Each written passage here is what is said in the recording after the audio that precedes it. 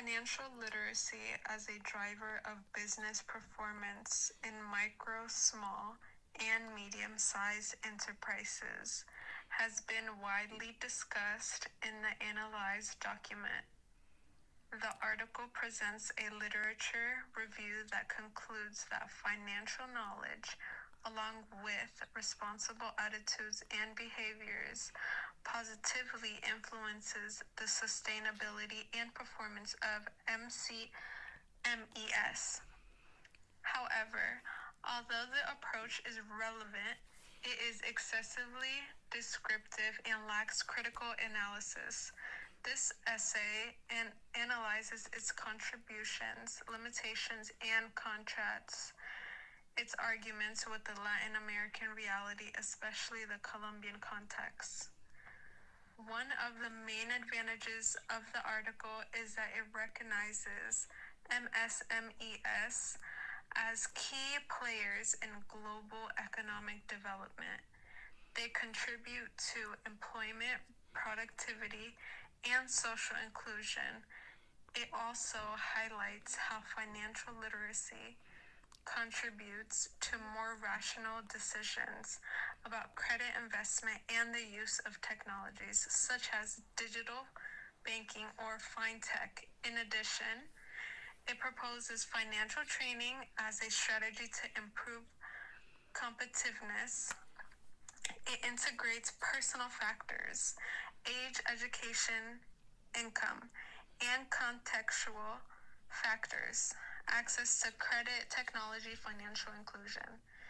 It argues that financial literacy not only improves indicators such as ROA or sales, but also business resilience and sustainability. However, the document presents significant limitations. Idealistic approach, it assumes that knowing how to manage money is sufficient to improve performance, ignoring structural barriers such as informality, high interest rates, or state bureaucracy. Excessive focus on correlations, it is limited to citing studies that claim that more literacy equals better performance, but does not discuss causality or adverse contexts. Limited Latin American perspective, most studies are from Asia or Africa. It does not analyze informality, tax inequity, or rural gaps typical of Latin America. Ignores the role of the state and the financial market. It does not evaluate abusive microcredit rates, banking centralization, or distrust of financial institutions. While financial literacy is necessary, it is not sufficient. Training entrepreneurs without improving structural conditions can even generate frustration.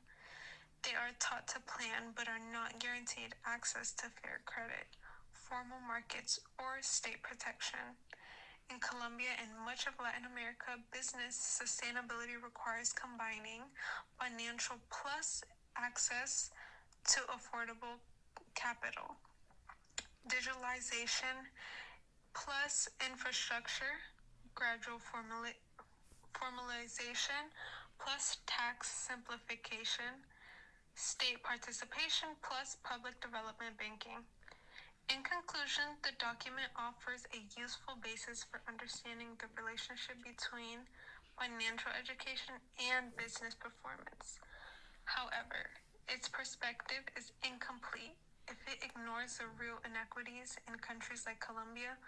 Financial literacy must be accompanied by effective public policies, genuine financial inclusion, or a reduction in informality, and technical support.